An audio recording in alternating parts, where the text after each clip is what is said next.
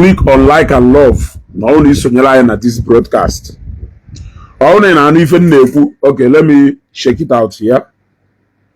Awolo this broadcast. Okay. My voice is though very loud and clear. You want to go? Tag here. Everybody you feel that no need the even neku. Tell them to come to this live broadcast. You want to go? Tell them to come to this live broadcast. You know, my people. Yes, my people. And my Nnewi brothers. Let us be honest and frank. You want to go? With the recent happening of Ifeanyi Uba Nnewi, I'm going to shed the tears. Shedding tears in the sense that now, I na like ka ewolu because people will notice is Ndi Igbo na like is that too emotional. So people na like he play emotional card game. We the mind of common people. You as a common person who is ignorant of the game. Let me borrow the word of somebody saying na maybe eba na log maybe ani humoto ana acrobatics. Then ije na azumoto. No na azumoto ka na ele di men ogwu. So na if a lot of people na emewo ha bia na oni humoto na e follow na enjoy that acrobatics ana ele eme, but the real ogwu wo na azumoto ka na ele. Let me start by telling people na say na go bigezugo based on Ifeanyi Uba Nnewi. I will ask them a question. Kelonye golumu before. Kelonye golum before. Who bought me before? Onye kwuno gotezugo before. A lot of people now contribute to wahala na nsogbu na Nnewi today. Many of them were people who ate from Senator Ifeanyi Uba, the late Senator Ifeanyi Uba. I can make it very crystal clear. My first and the last encounter with the late Senator Ifeanyi Uba was in 2013 before I left Nigeria. That was my first and last encounter with him. But I love him. I love Senator Ifeanyi Uba to the point that now a lot of people muna hano Zambia mana people na own capital oil. Ogo na ma bishana na Nigeria. Hana sin na mana tago Nigeria. Bia Ifeanyi Uba bi me gummano. Mu wote gummano Ifeanyi Uba nyerin ka idea. But little did many of them not know then that na muna Ifeanyi Uba dey with any physical contact. I fought for him. I pick malice because of his name, even when I don't go anywhere near his house. That was offline. It was on the day that late Senator Ifeanyi Uba passed away. I was coming back from Lagos. When I lute na Asaba, we wanna hold up gym na Asaba for over 3 hours. We buy camera, we open up my mind based on a lot of things that piled up, which now some of them na players, they no players of most of those things na Nnewi do hidden. It's just of recent that many of them started showing themselves. Now, if many of the people who ate from Ifeanyi Uba were actually constitute to about 40, 50 to 60% of the people who fought him. I've often tell people, I don't celebrate the dead. I remember them based on their memories and their legacy. But if I hear madam board a shock and be a play a card and pity game because na interest change go there. And I've also made people to understand that in my journey in this life, there is one thing way attack. Don't know the emotions. I operate on zero emotions. I don't care about how you feel, provided I'm not at the part of the truth. And that's why you always see me at the odd part. During the rattles, you see me the other side. Adama not at the part of the majority. Let me tell you, because often majority na do driven by emotions. Hey, na-emewu onye ahụ, na-emewu onye ahụ, na-oppress onye ahụ, na-eme onye ifa, but no nyanwa with the actual demon and the actual disaster. Yes, so I like using my senses. I like using my senses. Today, the late Senator Ifeanyi Uba is no more. And the people who actually bullied him are now everywhere trying to celebrate him. Why trying to make similar mistake Hamelu when Senator Ifeanyi Uba was alive? Now the question is, how long will our people continue to move on the tradition of always bullying the living and celebrating those that are no more? That is nonsense to me. That's why majority of the goodwill messages in follow na 2 years remembrance Ifeanyi Uba look like nonsense to me, because it doesn't make sense to me. I know many of the people I confronted mgbe Ifeanyi ka nọ ndụ. Look, let me tell you people, this man not minding personal differences go na enwelu, not minding iyeje kolu esemokwu ya na onye ọzọ nwelu. The fact is that now this man ka nọ ndụ, he is a treasure to Ndi Nnewi. Ese ha mmadụ ni wenye Nnewi ọsọ nwanne capital oye, nwanne Ibeto, nwanne Kosharis, nwanne Innocent. Ịghọtago? It now make it all part of our identity, and in the we won't want to lose any of them. You won't want us to lose any one of them, no matter what. Ikolu okwu Ifeanyi na mmadụ nwelu, personal okwu Ifeanyi na mmadụ nwelu, go na Ifeanyi enwebu okwu one on one. Ikolu ye, it is allowed when I understand those people nyana ha nwere okwu one on one. I will know that those people are acting based on clash of interest. But what of you? Kelebe in all those things. Where Kelebe place in all those things. Ese nyanwo, ese no deserve anything to good. Ese no jisha ugwo jema nwanyi na-ere akala ugwo. Today, Ifeanyi anọrọzi ndụ. You are everywhere calling on his name. You cannot, you don't want him to rest in Bonondo. You still don't want him to rest in peace. You are not even calling his name because they love there so much. You are merely calling his name because you feel like you want to use him to get to another person. Fast forward to today. Many of the people who were then wishing all manner of bad things to Ifeanyi Uba, today, I understand the good that it's better we have these people alive than when they are no more. You have started the same rubbish. Never shift clay to see better no. I've told people, if you think that the best way for you to win a battle is for your opponent or your opposition go there and say to die, you are a weak man. It's very weak. You are a weak man being driven by emotion. You think that the best way for you to win something. Let us leave tenor rotation and Ndi Nnewi for now. Let us talk about the primary things I suppose they do as brothers. We will talk about tenor rotation later. At what point can bitterness and hatred among umunne jiwe ligotaze to the level where because na gonna one day na so something, or because na gonna one day disagree on something, you will want one day you will wish one day God forbid only in a wish because then when you were wishing let's not Ifeanyi Uba you were all over everywhere. Many people Monday on a discussion somewhere. They were all over everywhere, stating categorically the reason why he is not even supposed to leave.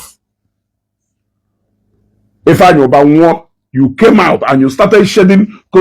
Even a lot of people were enjoying and having fun. Today, you are crying, calling on him. You are calling on a man that is long gone. I am talking about listening to Ifeanyi Uba because of the love I have for him as Ebubechukwu Uzo. You want to go? I have love for him. That love can be preserved somewhere. You want to give him now? So Even Jiopifa, Kayota go to ego bigo. Onye golu. Kelulu onye gojembo. Many of the people you see today crying on social media and half Nnewi n'anya, they are the people that has ripped Nnewi to zero. A lot of them, if you love Nnewi, you love Nnewi. Show us. You keep calling and beckoning on listener to Ifeanyi Uba. Till today, we can still see his legacy flying everywhere. Where is say one of your legacy? If not for anything, let me even talk about my own. Apart from the fact that at least I don't show them, at least I have participated in projecting Nnewi, in outlining the places that Nnewi needs attention. It is giving me sleepless night. I do it without getting paid. I've promoted since now, even like cinema and so many things. I've projected it without any pay. Why fuel na moto m? Why mmadụ akpọgo nsi mezugo? Ọkwa Mercedes ndị mmadụ na-apaka akwa. Ọkwa nya ka ị na-eji agbagharị ife. Kedu onye na-agbaghịrị fuel na moto? It's a question you need to ask yourself. Hapụzie na ifromo nji Toyota kịta na-akpagharị. It becomes my own contribution to the growth of this town. I'm not even talking about other things. Yeah, we show you joke, but you, many of people who are crying today, they are people who are ripping this town dry, and you, who is a common man,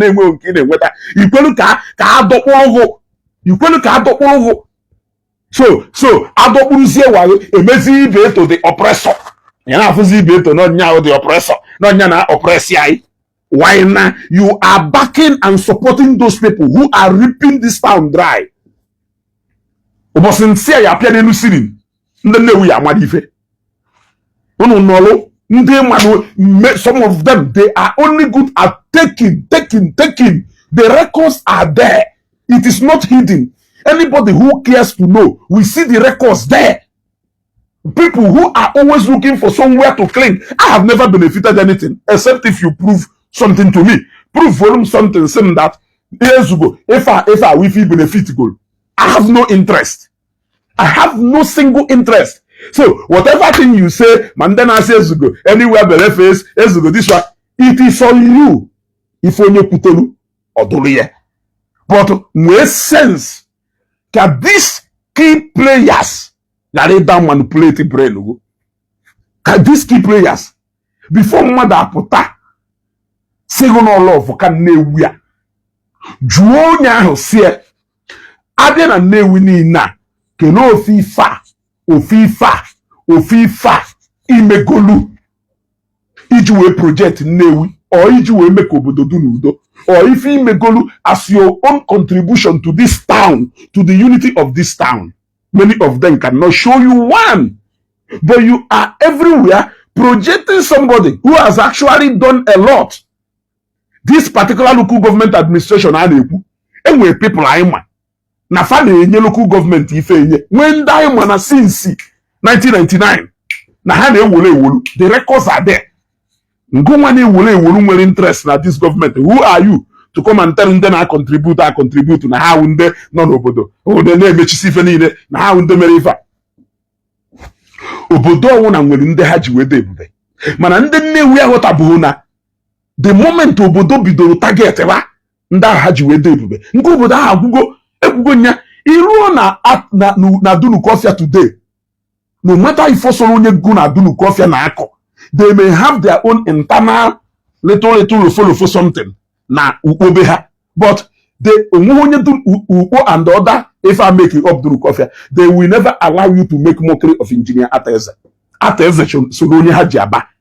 Now if they want to come after you as onye ahonye achọ m ikpu ukpo because na Ateze wu ide Dunukọfịa. So Nnewi North is more like a town local government on their own. They are their own local government. So ijekwu onye si okay ka mkwu ukpo, ijekwu onye ukpo si Ateze chukwu wesegono onye ha ji we de ebube. When you talk about ukpo, you talk about Ateze. When you talk about Dunukọfịa, you talk about Ateze. A lot of ndị ọgaranya nọ na Dunukọfịa and ukpo na-eje pay respect to him. Even the kings not in that area, they visit him. because they know who he is to them. Abiano Rifte, Abiano Rifte, Ejenuli, ABC Ojako, Epagaria, obodo niile nwere nde ha ji wee dee ebube. Nnewi ayawu a definition of that description a na-ekwu Igbo enwe eze. Ha pụta ha asịghị na onye akparịrị igwe jụọ ha. When you call about Senator Patrick Ifeanyi Uba, Ifeanyi Uba is one of the people who has honored Igwe Nnewi. You talk about Chief Kretus Ibeto. 100 years Igwe anyị nọgolu. During the last Christmas they celebrated here, Chief Kretus Ibeto in Akwafa spent close to 500 million to honor Igwe. Ndị niile ahụ na-agbawe na half ka Igwe n'anya jee na palace today. Tell me, what is one single project they have done to honor Igwe Nnewi? It is nowhere. How can you claim to love Igwe Nnewi more than people who have? Do you think that na onwere ofu oganya wopụta ọsịgo no nwe ndị dugudu na ịda apịka calculator? When I look at Senator Ifeanyi Uba and the Chief Kretus Ibeto, they may have a lot of differences in mgbe ha nọ ndụ, mgbe Ifeanyi Uba nọ ndụ, because of course mmadụ na mmadụ na-enwe problem. But the fact is that when you see them, you will see if Ibeto soro Ifeanyi Uba, between their character in terms of giving and welcoming people, and you will not see anything different, because you can't give what you don't have. You can't give what you don't have. So for the mere fact that no Chief Kretus Ibeto zoro Ifeanyi Uba from younger, I can't see, apart from the cash of interest, how will anybody who come in between this interest is an intruder. I have to be honest with you. That person is an intruder. Yes. Because this is more like a problem between father and son. It's just that a lot of off-key players hyped it and make the problem called so unresolved. And you want to continue in that same light. Jena Palace Igwe today. Somebody said, no, like Igwe Nnewi. Jena Palace Igwe Nnewi today. You know na Palace Igwe. Where Igwe na-ekwu na mmadụ disrespectful. Na project onye ji we celebrate Igwe 100 years here. Rochascha ya dozie Palace Igwe mma. Ụfọdụ na-asịzi na arụchara ya de afa. Gbe nya je lụọ mkpọ ọkụkọ ebe ahụ. Ọlụcha mkpọ ọkụkọ nya dee ya afa. Ife iruo n'ọdị isi. For mmadụ iwepụta over 500 million. We celebrate ya mụna here. You are coming today to come and tell the said person that they love the Igwe so much. We talk about Nnewi.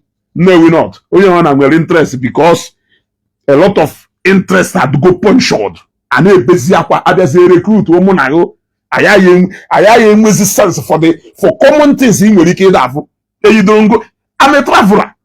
At this point in no, somebody natural interest here and we have anything to do with me. When you can recruit him. Everything I can be very happy that a lot of people who were closer to Senator Patrick Ifeanyi Uba, those people who ate his money, mando birimoto, mando luluno, mando nyelego, mando ojobodo iwo, you did not see me anywhere around him. So, yasano ni ifeni ne mpugolo maka Ifeanyi Uba no maka ego enyelu. Yasano maka nkoka yenye. I actually took over talking about him mgbe. So, who am I expecting to reward me? Nobody. So, will tell him that today, now because I don't align to fight your perceived enemy, you are taking it that go beat him, somewhere. Somebody gonna madu na to the point that you are devil. You are not supposed to be found anywhere. And they discuss devil is actually more innocent than you. So, in a paper, Chief Kretus Ibeto onye ka ewu to ne kere ife Nnewi na benefit from you. Ihe ji wee chọ. So, e chọrọ ka Nnewi chi yakwa back to morning. E chọkwa ka Nnewi mo kwa another treasure. A recruit owu isoro ha na comment rubbish. Isoro ha na comment rubbish. That na somebody eji nnukwu ekwa akụkụ. The same thing when let Senator Ifeanyi Uba, you are doing the same thing to Chief Kretus Ibeto. Is it not clear? And the same player is still at the center of everything.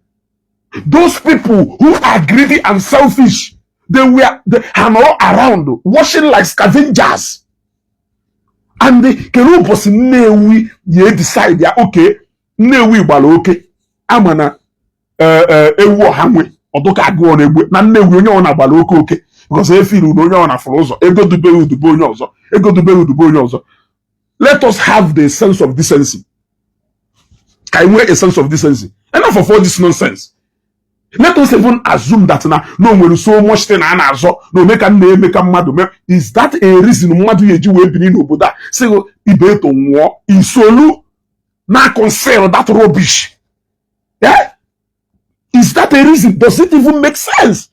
This is somebody with a workforce of, let me know, more close to 10,000 people, which I can tell you that over 4,000 or so is from Nnewi alone.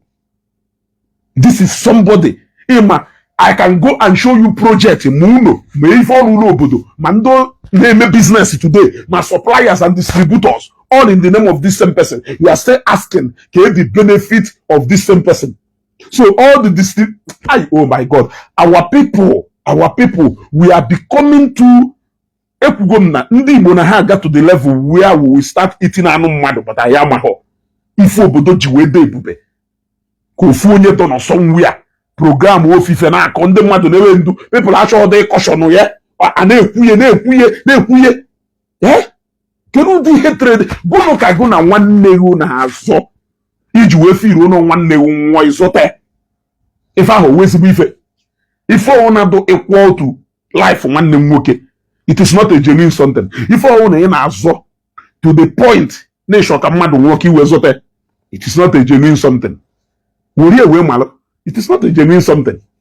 So before you tell us that you love Nnewi, love cousin Nnewi, now I keep saying something. You are fighting somebody who is more advantaged than you.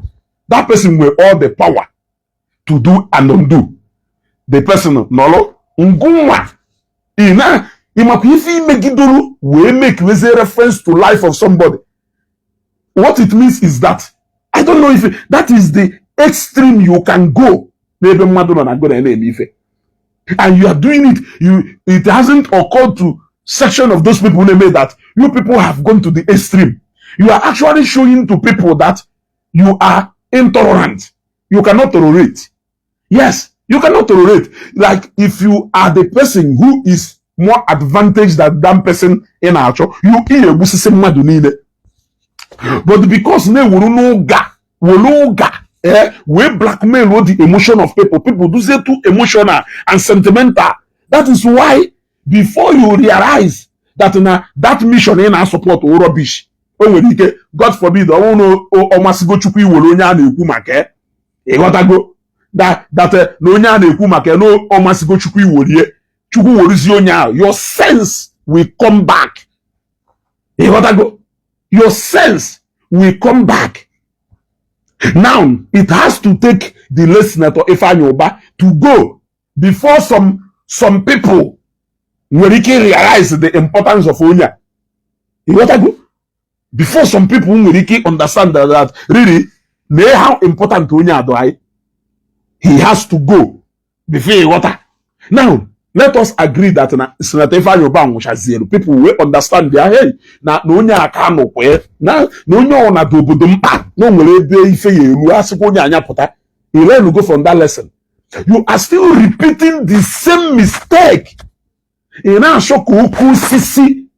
Nnunu bekwasara na eji imu na akpariwo mmadụ na social media ndị otimkpu. Many of people na-akpọ ndị otimkpu ha ka mma. Ụfọdụ n'ime ha nwere people ha wu pillars to ngwa nwere ike onwe kele ụmụ ụbọchị anyị ebido akwụsị ịdụ comfortable with this social media comfortability anyị na-eme.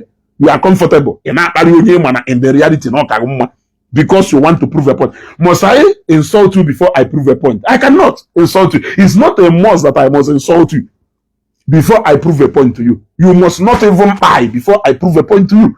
You can still be alive. I will still prove my whole point to you. I need to learn a lot as in Igbo.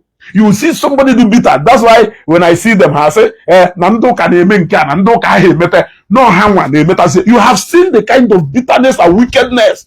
That's why some of them will go against forgiveness without minding that a lot of people have forgiven them 1,000 and million times. That they are not even perfect. That some of them may meta glife aye jibu hebu. Man, those people spell, huh? But any little authority, they will want somebody to go. You in that in a normal that I will still look at those people. Say can just when they are so brutal and then their spirit of intolerance is more than 100%. Imagine le na Chineke wuruzie ike onwu na ndụ ya n'aka. Or make the said thing Hannah practice do as popular and the widely accepted like Christianity. Imagine if I eme mmadụ. Herianu mmadụ na ndụ. Because if you see them, their language and now sound do the same thing. Buo, dolie, maybe sia, buo, ishena hard perfect. You will think that they are perfect when you see them trying to act na hard holy word. You will think that they are perfect. Kelife go na nwanne uso katalo. I try to engage a lot of people during the time of Senator Ifeanyi Uba. May his soul rest in peace. Senator Ifeanyi Uba Offor gunno ya mgbe ọ nọ ndụ. Ọ ya sị kele onye this guy wo. So kelife ịchọrọ ka ebiazie na agba m you that age. You are telling me about na ego biri mmụọ wezu ego bi. What are you telling me? I follow sense and I decided to follow sense. What I go?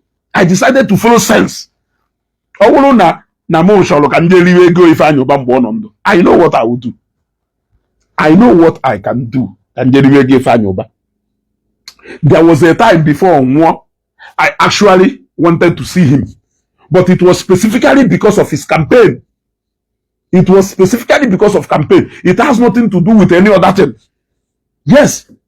Because I felt that many people who know that his campaign team are doing more of personal fight than actually showcasing some of the things.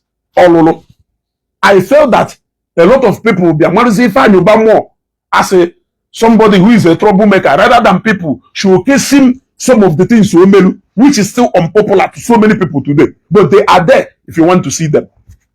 He may not be good as a personal, you can wear personal grievances with him. But the fact is that as a political leader, he did very well. And that part of his life was not showcased very well. Rather, so if I have a project, personal business here with the people, personal grievance here with people, personal battle on with people. You see? That is it. But many people who ate Ifeanyi Uba's money, which work on one. Some people wish we can walk. Today. Did you learn anything today? The father, identity, address. Must you love him for you to believe that you don't need to love late Louis Odumegbojuku? The records are there. You don't need to love him. You may have your personal grievances with him, but the fact is still there. You don't need to love Ekene. You might have encountered a lot of one thing or the other with the transport company. Yeah, it is different. It does not change the reality that this is who Ekene is. And this is what he is to Nnewi. You cannot change that fact. The same thing with Ibeto. Ibeto is a household name na Nnewi. It is a name everybody Abulonye Nnewi they respect when you mention Nnewi. When you mention Nnewi, Ibeto Ogalanya na atu when you talk about Nnewi. It does not matter what he can really do when the reality comes. But the fact is that you cannot talk about Ebube Nnewi today, glory of Nnewi today, without mentioning his name. Even Ogalanya we still mention his name before anything. Yes. So,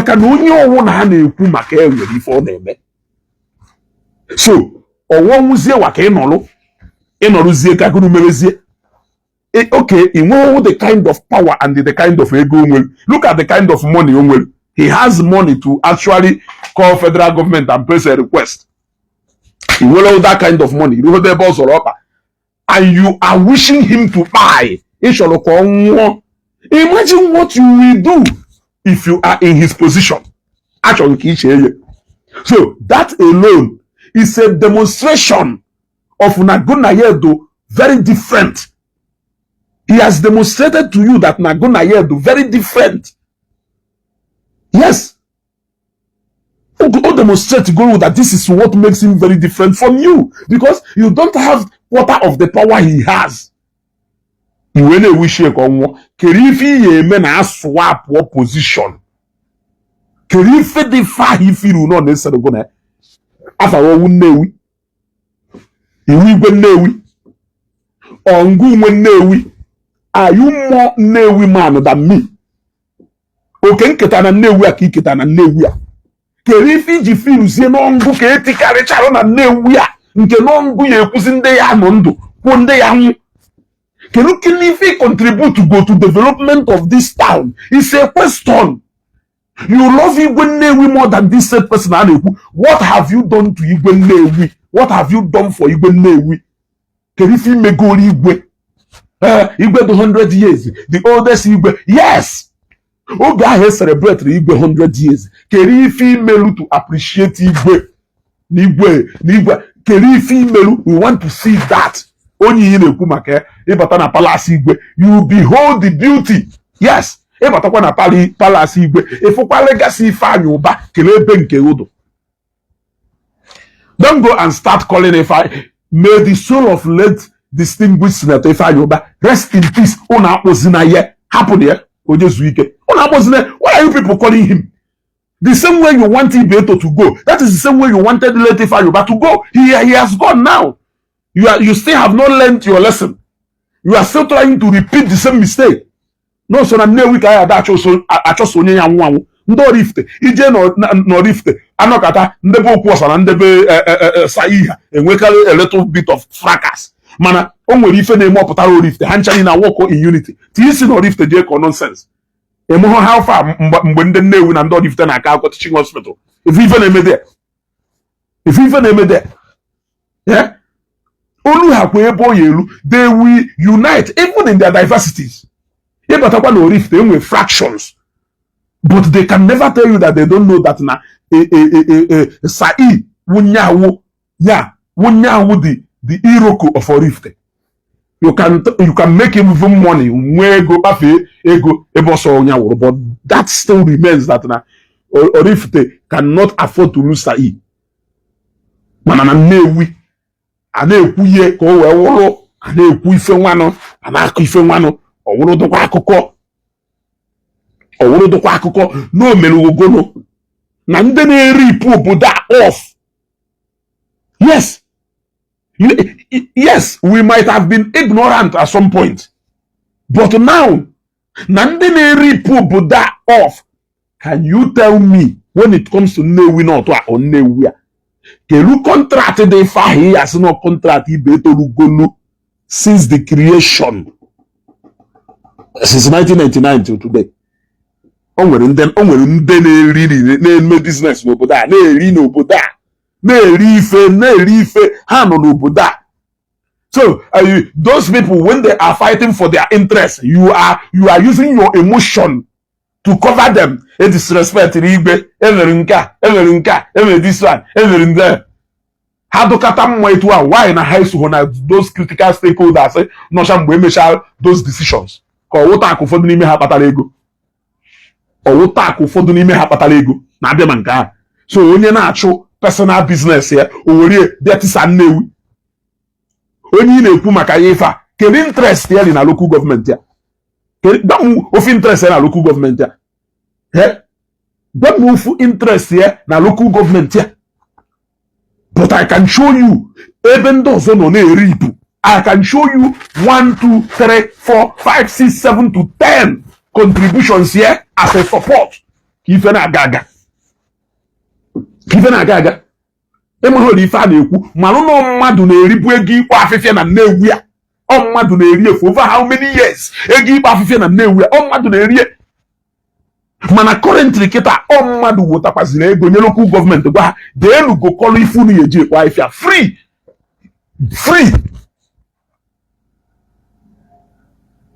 We are not talking about other things like fire service truck. If ifewu na mmadu cholo ko obodo ye na aga n'iru. Ohifo na ebe anno kita na this age. Akarigo mu mother ebia kolumu we na no personal about. Stop talking about Ifeanyi Uba. Begin to live like Ifeanyi Uba. It is the message. Stop calling him. It's not as if you actually appreciated him when he was here. Yes. A lot of people called him a thug. Aboli yoju ugwo. Emechalo kwuo na ojishalo ugwo. Na ejishalo ugwo.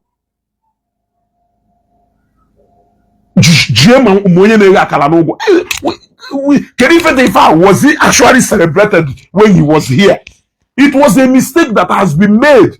Let us not repeat such mistake again. Don't even allow anybody to follow you or join anybody to repeat that mistake again. Chineke ekpokpona ka Nnewi aluzo anybody Emeka obalagba Nnewi n'anya again. Chineke ekpokpona ka Nnewi a obodo ahụ Nnewi luzo anybody obala yeju we gba Nnewi n'anya again. How say Ifeanyi Uba gwa begin to do like Ifeanyi Uba? Yes. Ifeanyi Uba jiko we menka begin to do like Ifeanyi Uba. If you think Ifeanyi Uba, begin to do like him. Stop calling him. Allow his soul to rest in peace. You are calling him, but you want to send another soul to where he is, but you are calling him. You are busy beckoning on the dead. Why the living? You are wishing the value, the loss that comes with on. When I but do you actually understand what you are doing? Do you understand the reality that Ifeanyi Uba can never come out again? But only you want the person to go to Obodafu Dewe. Keri ife de ifa mmadu yeju we convince you every day onye wa na aso Offor onye wa na akọ. Now onye ahụ enwebu power ndo na agba mgba nwelu. Keri ife o ye eme na o jide the kind of power. It is more like saying that ofeke malo mmadu agwo. Ofeke malo mmadu agwo. You are so bittered everywhere. You are so heartless.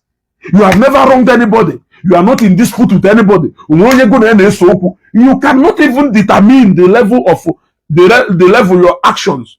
It's not you to left for you to decide. Because of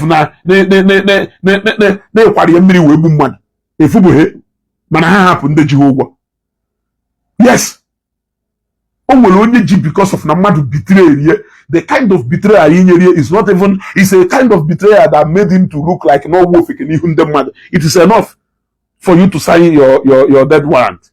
Do you think that it is left for you?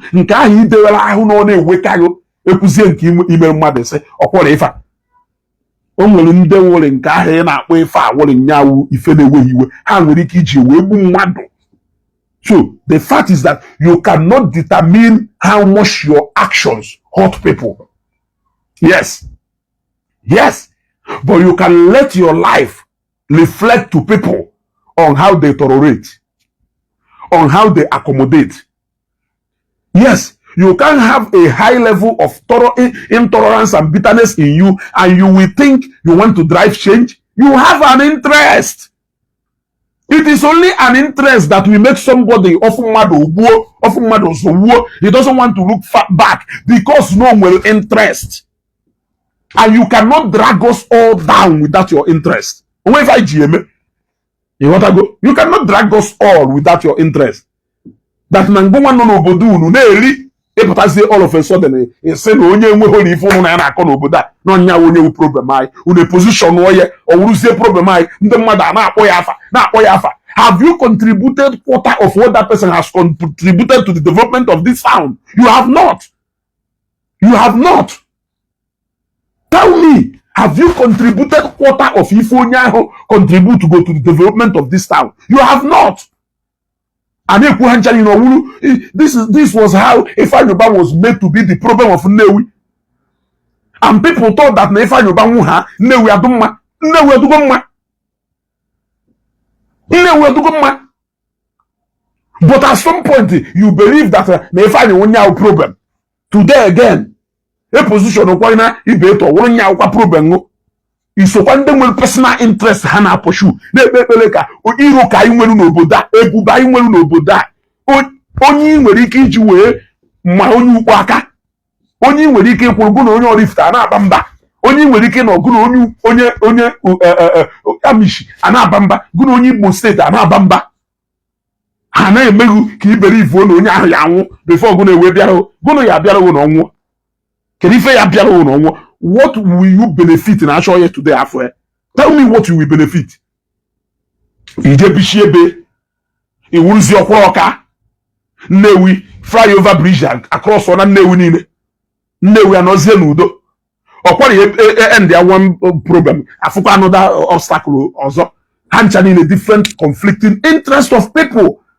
Many of them has nothing to do with the good and betterment of Ndi Nnewi. It has nothing to do with the good and betterment of Ndi Nnewi. I am telling you. I am telling you.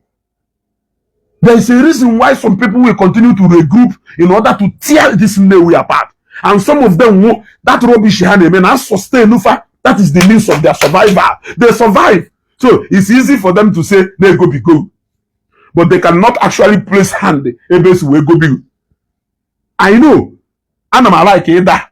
I associate women with that unpopular opinion because people emotion the mother Emeka can overlook those necessary things they supposed to have. That's why if I'm mad 700 play Benny, yeah, that for me because I like to push that unpopular opinion, which is good for the common interest of everybody. Yes. So, Ndo interested na Facebook money, which cannot even sustain me in any way. We all know. Yeah? I think I'm mad. Who will give me money and how much will you give me?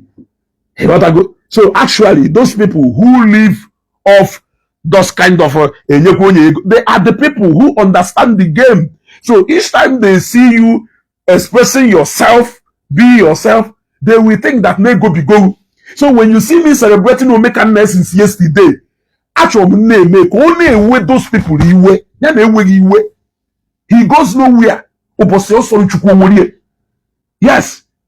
Are you a coward? No. Okay, the right and the right. Let us see who is right at the end of the day. He said, you are a coward. You want shortcut. Power to give life and the death don't. And I wonder how many people that will go for you to feel that need right. How many people? And you don't think you sound it so obvious that you don't care. Whether it is a family member, whether it is even your blood, you don't care. You think you are a human being. You are somebody. Any delay among the people. Honestly, some people need to send their heart to the zoo. Some people need to send their heart to the zoo. We see now because these people in form of oppressors. There is in form of the oppressed. Then they do it driven by emotion. As I say, align how within that oppress. As an oppressor. It is the game. All game and they use ebenine. All plus game and they use ebenine.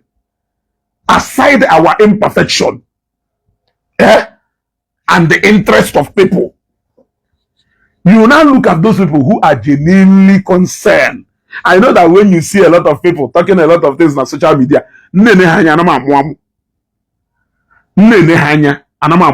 not talking about tenor rotation now, but actually, perhaps when we are actually going to talk about it, you will see that tenor rotation is not even why are some people fighting more than Ndi Nnewi show hakolulu. You are fighting more than Ndi Nnewi show hakolulu, but na nuno be yaho. You want to be a hero to other people because you want to fight back. It shows like a drag here the rest of Ndi Nnewi way by there because you have something you don't want to live. Do I need anybody to tell you? Nobody needs to tell you. If you want to be factual, you take away emotion and sentiment. You think about the development and progress of Nnewi. The reality will be done on you. The reality will be done on you. You will be doing a lot of destructive criticism, ecola irrigation bonya, ecola irrigation bonya. Yeah, ine bugari irrigation ebe niile. Because na ndego na ha na-eme ife achọghị ịbịakwu okwu mọ. You take that advantage. You need divide obodo and ebusasi obodo. Look, na page ma Adama ngo wonyi ke yawu because o nwere nke ma hey ezugo need to still brave. I love your river. Yes. Nkwu ekwu ọzọ trigger go n'ebe like ho. It's na hey ezugo nke ị na-ekwu na ọdụkọ kenyego. Yes. Yes. Nke ahụ nkwuru like etu ahụ esi nye m ego nwe kwuo ye. Etu ahụ esi nyekwa m ego nwe na-ekwu nke like ho. Because nke ahụ na-ekwu like na o nwere ndị ọ na-ewute. And if I don't care about how they feel, why will I care about how you feel? I am a Yes, that is the only conviction and fulfillment in the na measure video na page man. When I talk about Oluwatoebu Governor Soludo and the Abia State, you see how people are blackmailed emotionally. That is exactly what is happening. Because if you want to talk with your senses, in terms of you will ask yourself, Governor Soludo, for instance, what is his crime? Then you will find out that his crime is merely because we chose Peter Obi. He did not choose Peter Obi. It is entirely his decision. Entirely his decision. Is that a reason why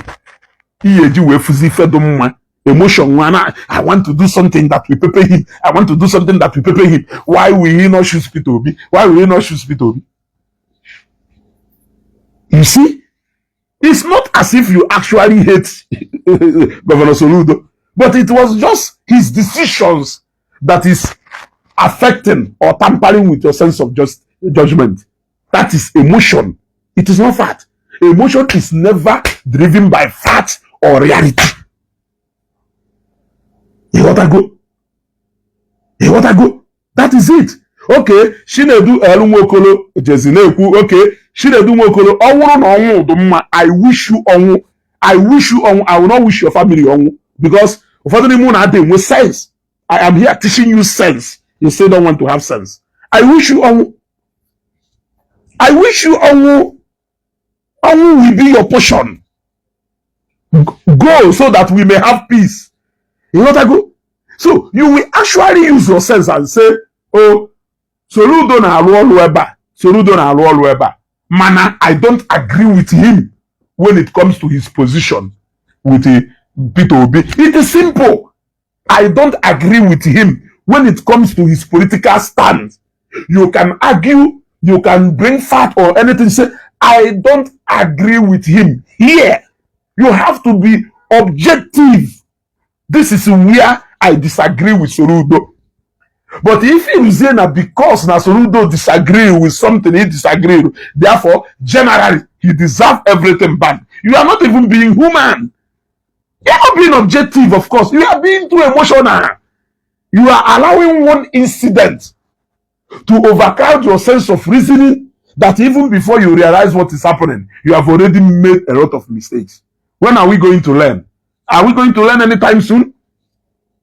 Because you will actually ask yourself, what will we gain if we lose Shifkretu Sibeto Bekane? We will lose more than we will get. What are we going to gain?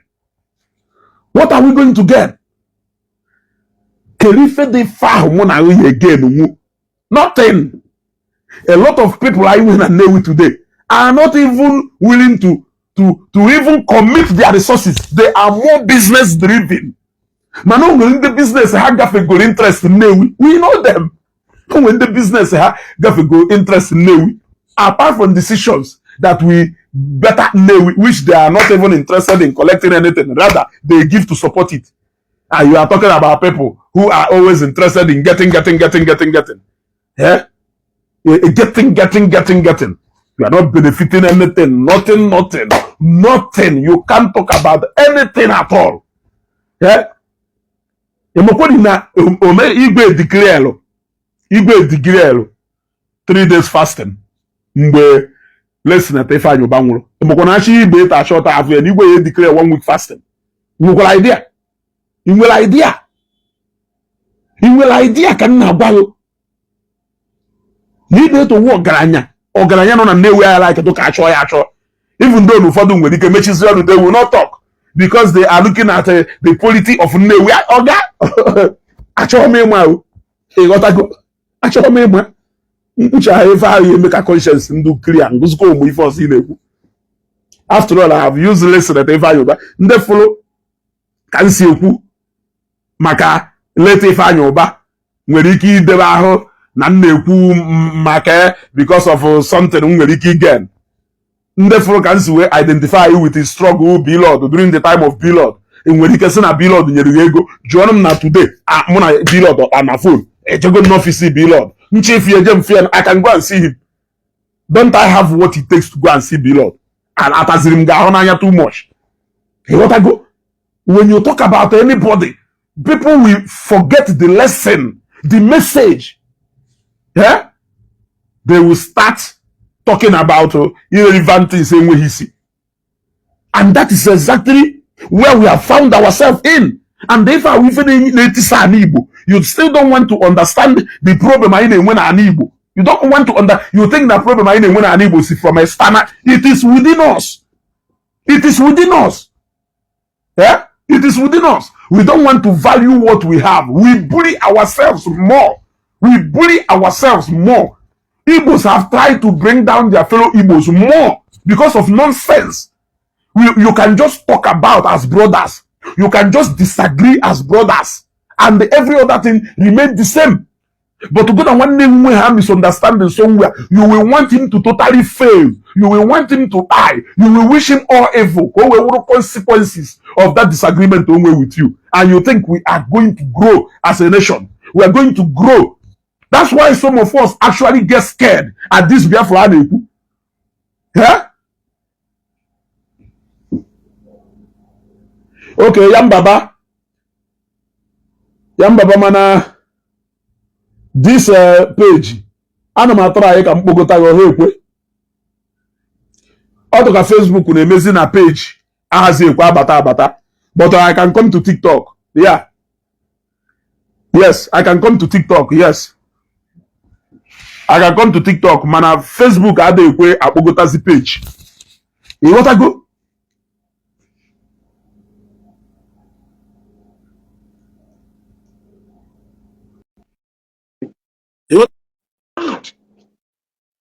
And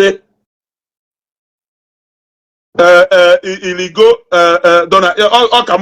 you can discuss Nnewi in public, please. Is it or yeah or if na Nnewi goal ka enwe public discussion in a chom we maybe see complete look yamba be for ife Nnewi oh they adding kedak okay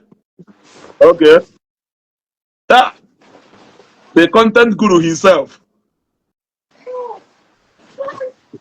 Offor. No, the one name. Now in there. The content guru himself. I think I saw something on Facebook and then I now saw your live. Kekime. So what? Okay. Quick one. Are you recording this? Are you screen recording? No, but I can still screen record it later. Okay, you can. Okay, no problem. Ifeanyi Nnewi to start with, my brother. Okay. Even Yambaba, can you a discussion after this live? You got to go. Okay. Then we can now come back to talk. I want to. What I am interested in what is happening in Nnewi. I'm interested. Offor Igbo. Nnewi is a very important part of Igbo land, which all of us know. And then if Nnewi is having crisis, whether we like it or not, it will affect the whole of Igbo nation. Nnewi has produced a lot of big wigs and big names. And then you know that based on Ihen I used to be privy to some of these things. I used to have intel. Yes. You know, I'm a Mumbai Mayone and I got on. I think my friend was interested, Cornelo Sigwe. Yes. And then I felt you people have settled it because I engaged him, I called him, and then anyway, on a personal level. So I felt like, okay, that chapter is gone. Yes. Okay, so I can another, and then some of us the young, I know can akpọlikwa ndị okenye ihe eji malụ ndị Igbo bụkwa nsọpụrụ erapụtakwa because we will be preaching omenani, but you talk to an elder like a mad person. Inwe ike gwa m okwu mụ na ga-aka ọnụ as ọgbọ na ọgbọ mana okenye bụ okenye so imana a preach omenani and then ị na-ekwu okwu maka okenye there's no nsọpụrụ. So when I hear some people talk about people like Cletus Ibeto, people like Gabriel Chukwuma, these are our elders. Even if you have misunderstanding with them, there's a way you should address them. Yes. So I want to know what is going on. So because not the possible, I may even not the possible. I don't mind bringing you and somebody like even Jalu on live. And then let's even debate this thing. So we can sort it out. So that's why I say let me come on live. So because I'm what be the number. Oh, each of us edge number now. Okay. Because Edge number now. So it's a way promote to page jam with page and video now. I agree. I remember. Ngwadona, because I know that you have so many things to say. How we can plan it, okay? So what I'm a message right away. Thank you very much for what you're doing for the government of Anambra State. Thank you very much. Just like I heard you said now, there are things that we will not gain anything from. We will just be pushing things that if Soludo fail, if no benefit. No benefit. So somebody choose to project the government. Ngwa they choose to project the Anambra government. Man, your problem was na mother choose to project the government. Oh, yeah, so intolerance. Yes. No, it's a lie. Sometimes majority can be wrong. No, they want to move with that popular opinion. Yes, and when I hear or just now these days the louder feels that they are the majority. Exactly. So thank you very much. Thank you very much for what you're doing for Anambra State government. All of us will not be on the streets showing the good things. Man, I will thank you that is doing it. Don't be discouraged. Jisike. Amam na hana afuya. So Dalorin message you. Okay. Thank you very much. All right, Jisike. All right. Okay, so thank you, Yam Baba. Yeah, as many of you may not know that Yam Baba so na Ndi Nyerumaka we promote page ya ebe 2 years ago. Mgbe page ya bidoshalo. In fact, page ma so na one of the beneficiaries of the ideas Oruru out after Umepeshalo Yam Content Factory. So I will reach out to him, of course. So now, my people, I keep telling us, let us not allow people that is going to Nnewi nwere ife ha ji wee tee ebube and ifo sokoli enya nwere ife anyị na-ekwu na Nnewi ya ka ọ ghara ime ka anyị chọọ ka anyị buru ife ahụ Nnewi ji wee tee ebube ịmakwana o nwere ife ndị mba ọzọ ji atụ Nnewi egwu ịmakwana o nwere ife ndị mba ọzọ ji atụ Nnewi egwu ịpụta nnọọ na soshal midia ị na-esere oke ka ndị ọrị ndị mmadụ Cletus Ibeto Emeka nne is almost 74 to 75 years old if I'm talking like a man who in his 75 years has lived an accomplished life. The kind of life that no youth in this world will ever say, no, I don't want it. that kind of a man can actually you gotta go. Does it mean that you are allergic to long life? My mom in 2012, more to 48 years. You gotta go. Now, mine also 75, let's say 75 years. Mine also 75 years. Mine also 48 years. Now 75 years. So, all na my mom, none to today. Or my mom, no do. Do you know how many years she will still live for us more? So, a matter of life and it's not even supposed to be part of any discussion in a way. If not that some people has chosen, if not that some people has chosen to be so emotional, and we are not learning lessons. We are not learning lessons. We are not learning lessons. Who know to hana so? Can you find so far? Can you find hana so? But I can tell you that let us not allow anybody, Ndi Nnewi, to come and make you to believe that she's going to see Beto.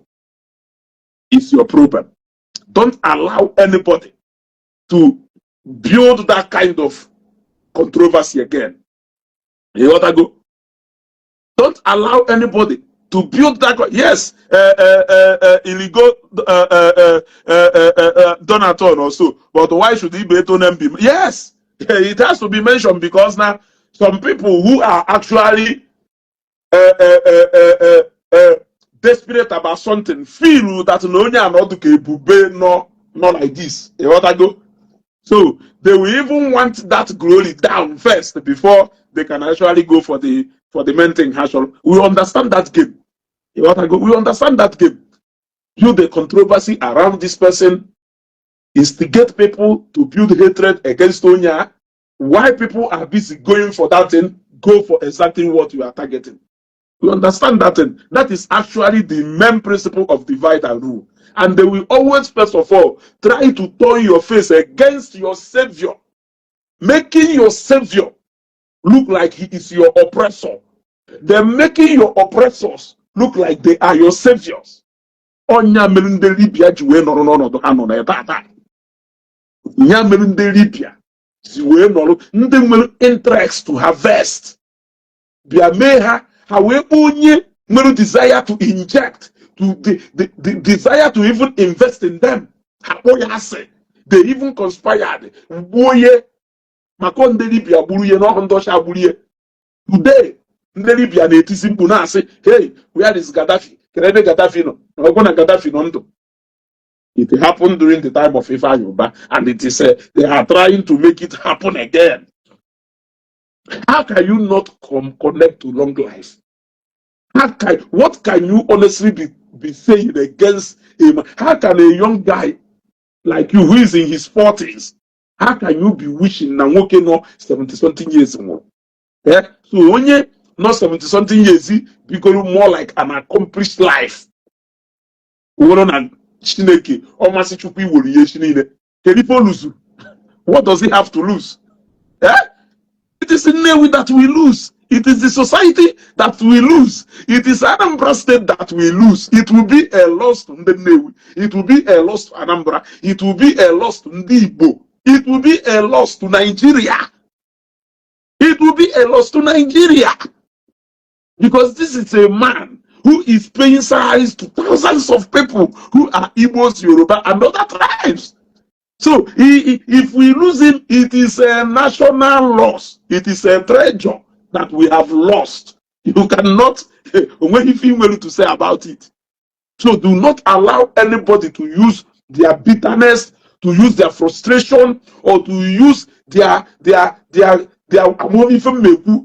to come and instigate you into believing that no, if you're gonna one day that's a kumake, you will not talk on benefit no menu. Anyị nwere o nwere ife a na-akpọ George si ikpe o wee wunu nlecha n'anya ikpe a ọmụọzi ka ọ esi wee bi ikpe a o jezie reference ya on a similar judgment enyegoro na a court nọ somewhere. O nwere ike o reference ya na similar case ekpelu na court nọ n'Osun State or na Abuja. We receive based on that reference when your judgment.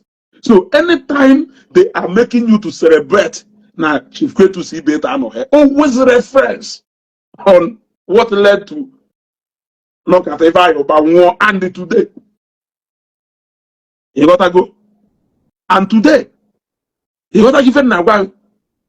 So somebody look at Kennedy, your first you people now wear belly face. We actually know the people who are actually wear belly face.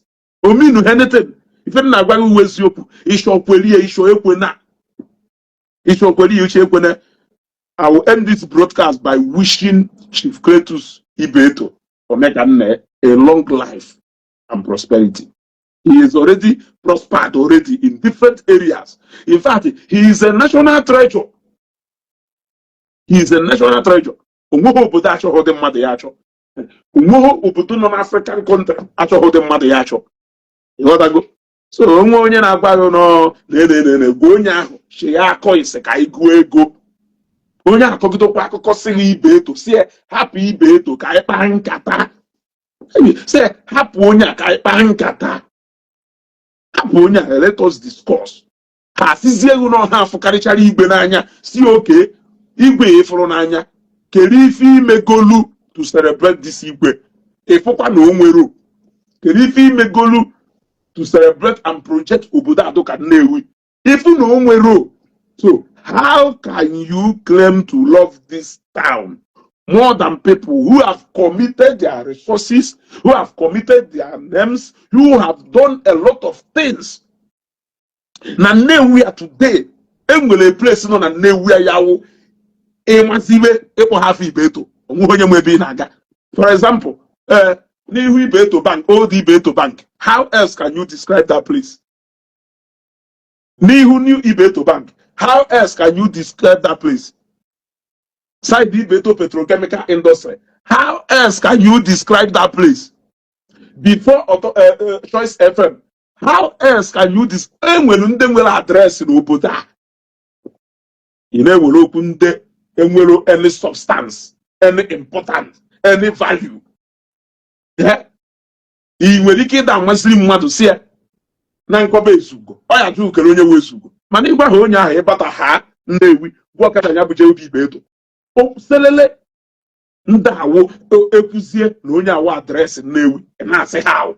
Enwere so many people who address Nnewi, people who project go to Nnewi in a positive way to the members of other Southeast communities and the Nigeria at large through either their legal profession, through either their different business world. There are so many people who has done so. Now, allow an instrument of destruction. An instrument of discussion. You say now, California Omega Nnewi, you are talking nonsense. It's just one, you are talking out of hate. What hate? Allow sense to come in. I don't need to answer that question for you. You will answer it. Allow her hatred to go. Before my end there, because I don't really want to talk about agreement. You go say agreement. You gotta say, Kelu we be no onya we solu. Now one of the people are worthy to go and sit down and discuss the fate of Nnewi sideway as agreement. Ebe you are nowhere. But then Nnewi through no onya to trustworthy that they can actually entrust so and so thing. It is enough to prove whatever the nature you know. It is enough for the mere fact that na ndị nọ na Nnewi mgbe ha furu tomorrow nwere ike entrust to onye say yes na onye na anyị ma na onye nọrọ na ya so pụta ife dị mma. It is enough. So in nọrọ na asị kere ife onye megolu Nnewi, I will tell you that there are people you cannot talk about Nnewi without talking about people like Koshali. You can't say kere ife Koshali megolu Nnewi. How who can they file people look at? Let me mention like innocent. Can they file Tira for Nnewi na roadmap? There are people that are or help Makayana say Kedu. When it comes to identity, then we can now talk about Kerifonye Megolu. If you want to Ibeta, he could buy Parana, Ipuchoku address. Maka ọghọzie wolugo mazie somewhere abatazie keduzi ife maka o nwere ike wuri ike ịkpara na mba ka a ga-eji wee masị mana oge ha batakwaziri asị keduzi ife onye a mekolu a na-afụkwa ife imelu ọwụrụ parị pasu. So do not allow yourself to be used as an instrument for the destruction and hatred. Everybody deserves to be alive. Mụ na unu esegodo okwu, mụ na unu godo ọgụta ka anyị dụ ndụ maka na anyị setụrụ echi niile na nke dị n'ihu ka mma. Onwe ọna gbarago na mụ na unu ghọọ ka igbu ha amụ nwụọ.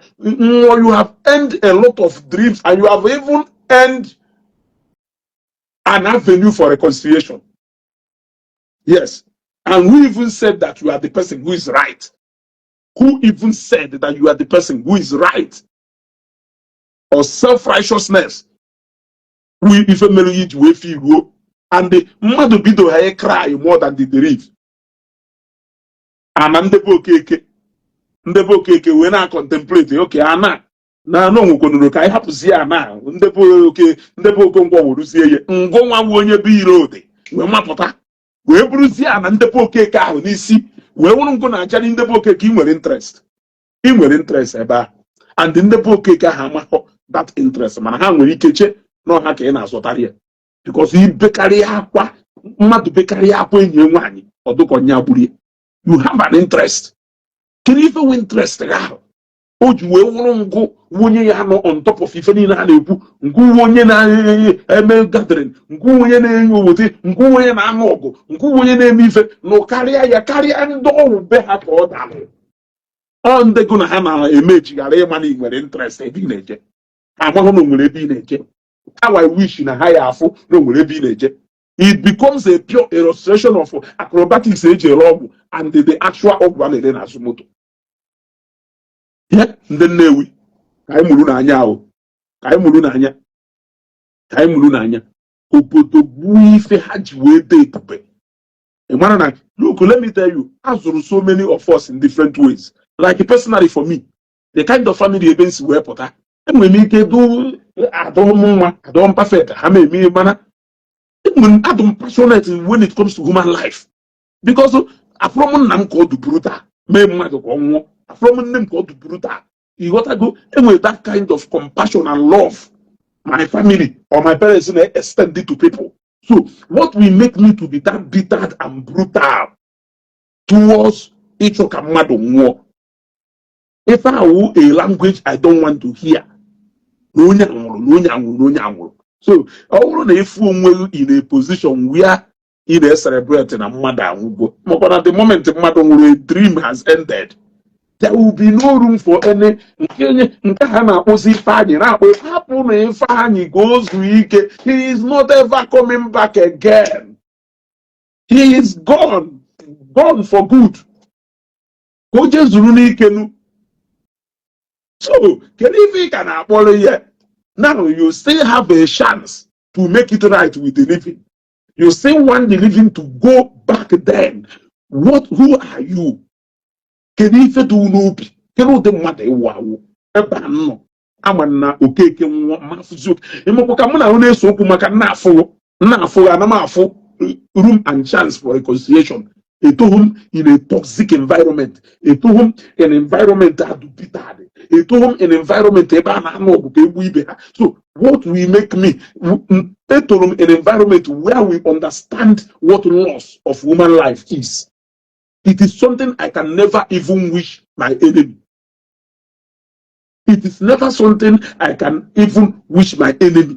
He grew in an environment where they show compassion. I show if I make honest yata, you should not be part of destruction.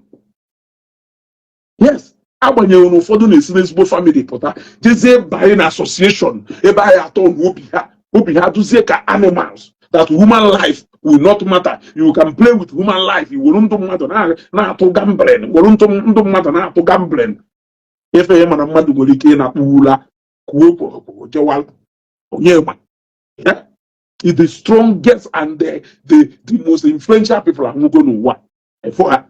So ndụ nke ijiro ndụ nke aka ịmụgo na ife ya wee kwuru n'elu ị na-abara onye ọzọ mba ife ma na ijidesi gị ike. ijidesigo Ifeanyi ike onwere onye ya napụ n'ihe ọnwụ nke iji ori eji ị naghị ọfụla ozu atụ mgbe complete agbani ya ọfụla ozu atụ mgbe ndebe anyị complete agbani ya ọfụla ozu wee na-atụ mgbe complete agbani ya ịghọtago mana ofufe mma ahụ na ụbọchị ahụ ekpo ndị ụsa ekpo ndị akpịrị n'otu fe m bịara ikwu na ife awụ ka m doo ya maka a lot of people na-asị nya kedu ife a na-eme celebration ị na-akọ ọsọ na Nnewi ka ọ na-eme nedo jee na Sai na Oraifite Sai bata a na-ekiri ya ekiri ọsọ na Nnewi ka onye enweghị ife ọdụ ya akwụsị ụfọdụ ndị ọgaranya ibe Ifeanyi Uba anyị akwanite Ifeanyi Uba okwene ha ụbana ihe afụ common people a na-ekwu ọsọ na Nnewi ka ọ na-eme ịghọtago onye ọbụla rijuru afọ onye ọbụla dụkọ ya adụ ịghọtago onye ọbụla so na Nnewi ka ihe afọ ebe eji nnukwu ekwe were akụ akụkụ anyị na-eme ọwụrụ traditional imagine ife anyị nwere ndị mba ọzọ na-atụ egwu anyị anọrọri na-eme ka anyị asị na o nwere so na Nnewi you can like ịbịa na Nnewi nwere a lot of ọgaranya ndị achieve goro so many things. I don't even want to know who is richer mana Omekanna ya nwere ife ahụhụ. It is a household name. It has nothing to do with financial muscle, but by virtue of everything, I can liken him to the Ateze of Udo. I can liken him to Emeka Offor of Oraifite. I can liken him to ABC Ojako of Uri, or you can say Ihiara. I can liken him to Jesco of Ebenwana. I can liken him to Bishop of Polisi of Ishi. I can liken him to many people who pillars Nabe Hagase. It doesn't matter. Hello? I'm on a program on Wekosido. Okay, ma what you got on a measure program. I'm ending now. You want to go? I can liken him to Kelifim Mapoha. You want to go? I can liken him to those people. So somebody like that in that age, in that he should be he should be celebrated and not humiliated or bullied. You want to go? Or Uziafa ING make caricature in Abu Nangole. Now they put only to 75 years ago. It you don't wear it. Then I don't can Mokodanka will a long way to go.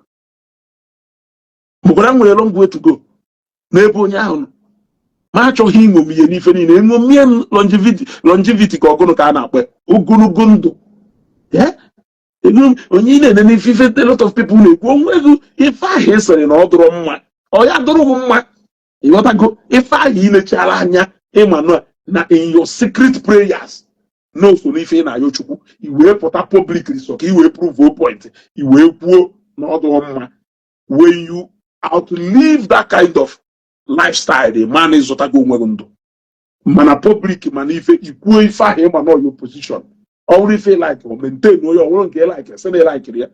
But even though hack area go well, yeah, but if and celebrate uno or mention Mati Belolo, if you why name man in your secret prayer. In fact, a part of your 2006 New Year resolution that you must build a befitting house in your country home. But as a for uno moki belolo in a pugeli, so go need a proof point.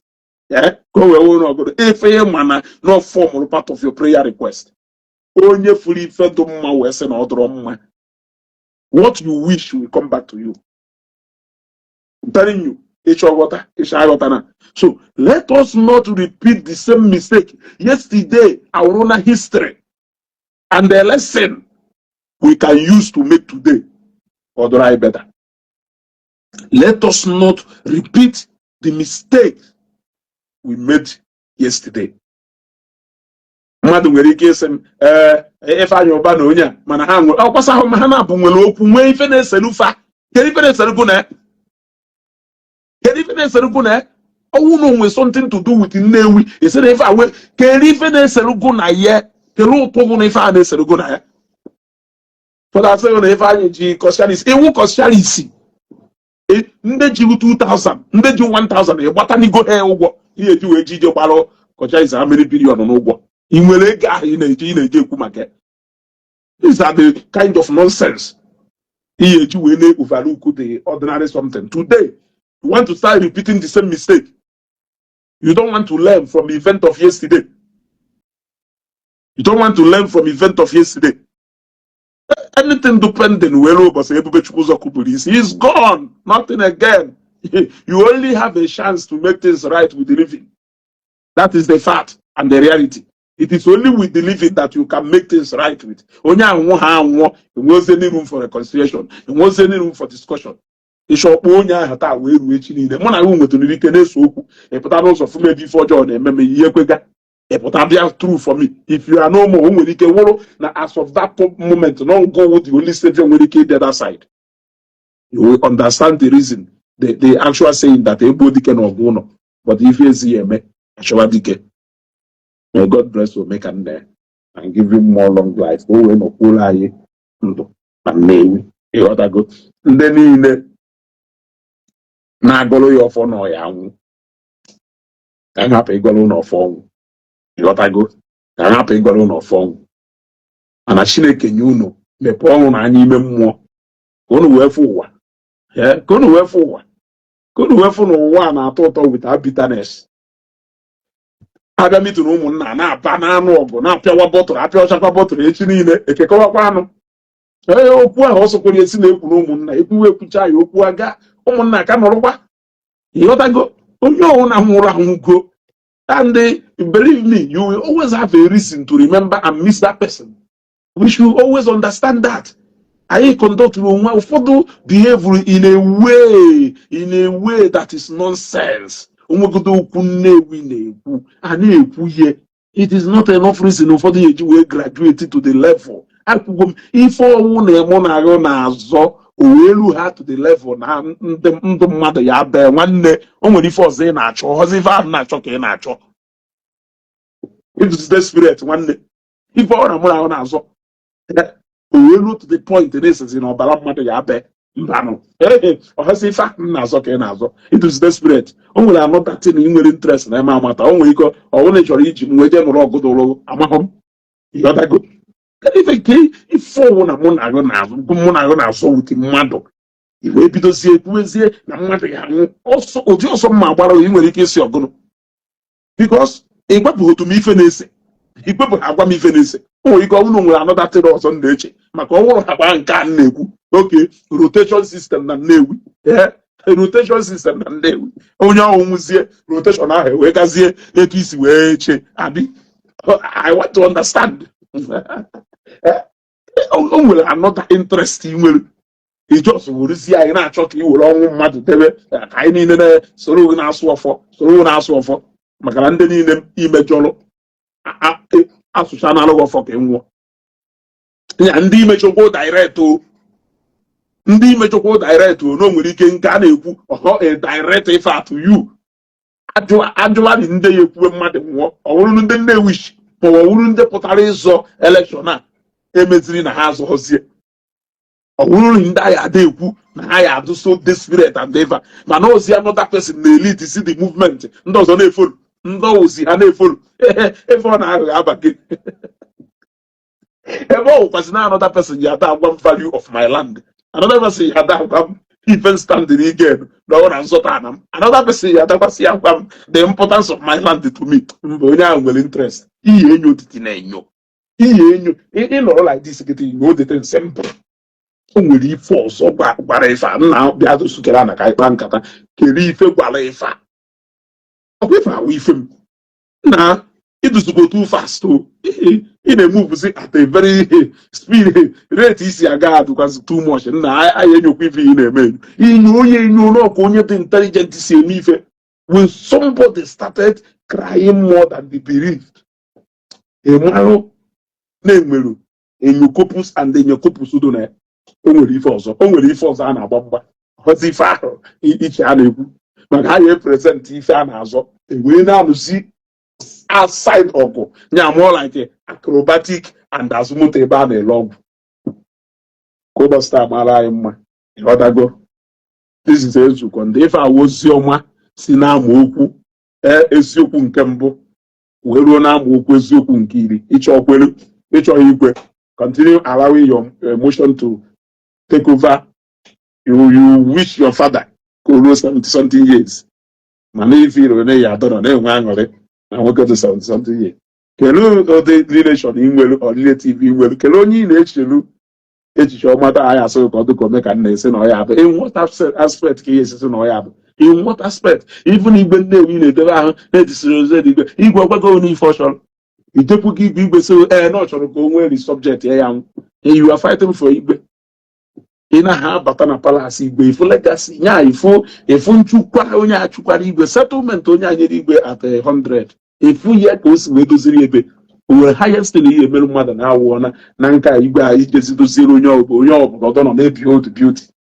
Ịghọtago ejekwa esoghị ejikwa wete ya afa a na-ede afa a na-edego nụ Gọvanọ Soludo ji ego anyị were alụrụ anyị ọrụ ọrụchakwa ụdị solution Soludo this that is legacy. That is legacy. Street light niile Ifeanyi Uba mountụrụ edere Ifeanyi Uba ma nọ a senator a na-enye constituency fund anyị. That is a legacy.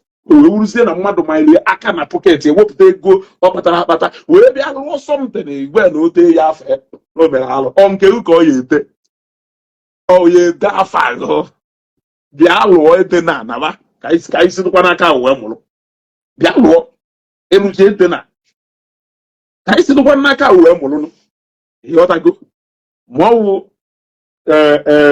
progressive Anambra Progressive ife adọ na teaching hospital ndị mmadụ ndị Anambra Progressive tụkọtara ego wee lụọ edere afa ndị niile lụrụ ya. Ụlọụka St. Mary's mgbe a lụrụ ya edere afa a lot of people play an important role na here. Is it something somebody can begin to talk about? Erase ife niile ahụ wee gba na mmadụ wepụta close to 300-400 million wee lụọ a project na ife wuzi problem nwunye odere afa ene n'ọnya wuzi problem. Ịghọtago n'odekwolu odebewu n'ọnya nwe n'oderu n'ọnya alụlụ built by which is a reality ịma nọ na-edeziri ya ede.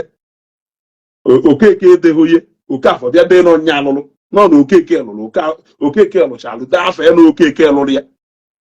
Ịghọtago odeghị owned by odeghị Ezugo Palace nọ na muderie built by Chief Ezugo nna Ezugo nwoke.